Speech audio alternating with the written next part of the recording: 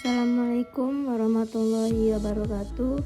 Pada kesempatan kali ini kami dari kelompok 7 akan membahas tentang audit aktiva produktif, pembiayaan, surat berharga, dan kredit card. Yang beranggotakan saya Revin Victory, NIM 22 30 40 10 92. Saya Nur Aziza dengan NIM 22 30 40 10 78. Saya Eka Afriani dengan NIM 22 30 40 10 26. Yang pertama, prosedur audit giro. Yang pertama, pembukaan rekening giro. Persyaratan umum pembukaan rekening giro adalah perorangan. Yang kedua, penerbitan biljet giro. Biljet giro adalah surat perintah yang dibuat oleh nasabah bank yang ditujukan untuk bank penerbit untuk melakukan pembayaran tunai kepada seseorang atau pihak ketiga yang disebutkan di dalam surat tersebut. Yang ketiga, penarikan dana giro. Penarikan dana giro hanya dapat dilakukan melalui media dan biljet giro. Yang kedua, prosedur audit deposito. Yang pertama, pemahaman terhadap kebijakan dan prosedur yang mengatur deposito serta regulasi yang berlaku.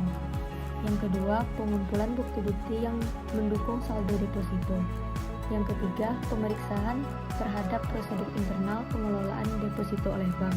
Yang keempat, penilaian terhadap risiko terkait dengan deposito. Yang kelima, pemeriksaan terhadap kepatuhan terhadap persyaratan peraturan dan kebijakan internal. Yang keenam, evaluasi terhadap kecukupan pengendalian internal yang ada untuk mencegah kecurangan dan kesalahan. Yang ketujuh, peninjauan atas perhitungan bunga dan biaya yang dikenakan terhadap deposito. 8. Penyelidikan atas transaksi atau kegiatan yang mencurigakan atau tidak biasa terkait dengan deposito. 9. Penyampaian laporan audit yang berisi temuan dan rekomendasi kepada manajemen dan pemangku kepentingan terkait. Ketiga, prosedur audit tabungan. 1. Perencanaan, menetapkan tujuan audit, memahami proses tabungan, dan menentukan lingkup audit. 2. Pengumpulan informasi, mengumpulkan dokumen dan informasi terkait tabungan, termasuk peraturan, kebijakan bank, dan data transaksi. 3. Evaluasi risiko, mengidentifikasi risiko potensial dalam proses tabungan dan menentukan fokus audit. 4. Pengujian, melakukan pengujian atas kepatuhan terhadap kebijakan dan prosedur serta validitas data transaksi. 5. Analisis dan penilaian, menganalisis temuan audit dan menilai kepatuhan serta efektivitas kontrol internal. 6. Pelaporan, menyusun laporan audit yang mencakup temuan, rekomendasi perbaikan, dan kesimpulan. 7. Tindak lanjut, memantau implementasi rekomendasi dan tindakan perbaikan yang diambil oleh manajemen. Yang keempat, prosedur audit surat berharga. Yang pertama, pelajari internal kontrol atas surat berharga. Yang kedua, minta rincian surat berharga, memperlihatkan saldo awal, menambahkan dan mengurangkan serta saldo akhir. Yang ketiga, periksa fisik surat berharga juga kepemilikannya. Yang keempat, periksa rincian surat berharga. Yang kelima, cocokkan saldo rincian dengan buku besar. Yang keenam, periksa perhitungan bunga dan dividennya. Yang ketujuh, lakukan launching atas pembelian dan penjualan surat berharga, terutama perhatikan otorisasi dan kelengkapan bukti pendukungnya. Yang kedelapan, periksa harga pasar dari surat berharga pada tanggal neraca.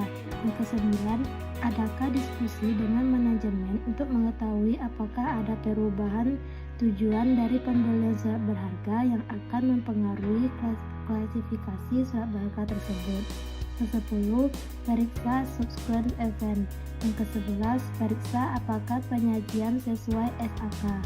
Yang ke-12, tarik kesimpulan mengenai kewajaran saldo. Kelima, prosedur audit kartu kredit.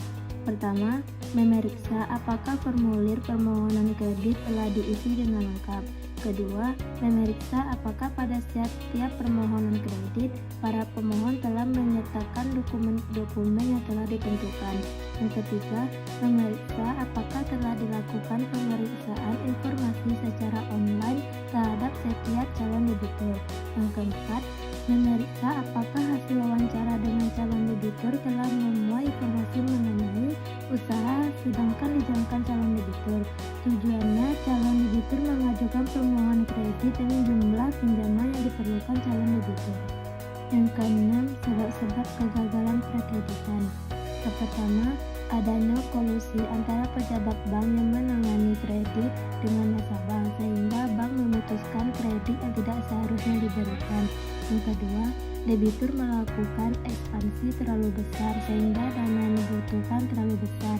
Yang ketiga, perusahaannya tidak dapat bersaing dengan pasar sehingga volume penjualan penurunan dan perusahaan rugi. Yang keempat, bencana alam yang dapat menyebabkan kerugian debitur.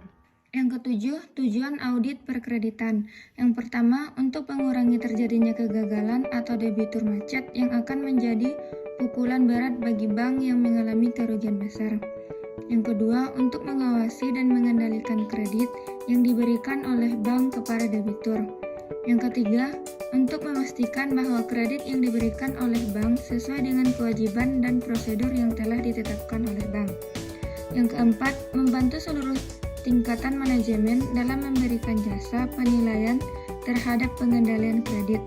Yang kelima, membantu meningkatkan efisiensi dan efektivitas pemberian kredit. Nomor 8, evaluasi internal kontrol dalam perkreditan. Evaluasi internal kontrol dalam perkreditan melibatkan peninjauan terhadap proses-proses yang mengatur pemberian kredit, termasuk penilaian risiko, prosedur pemberian kredit, pengelolaan portofolio kredit, pemantauan, dan pelaporan.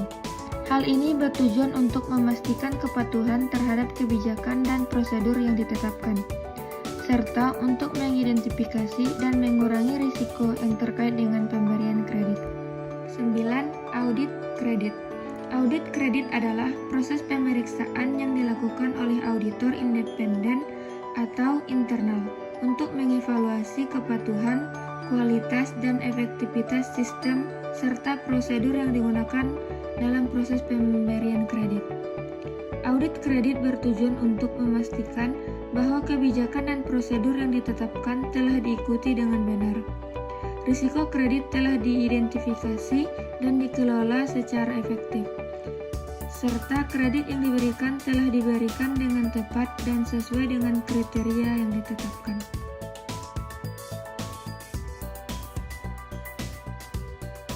Sekian presentasi dari kelompok kami. Apabila ada salah kata, kami mohon maaf. Saya sudahi. Assalamualaikum warahmatullahi wabarakatuh.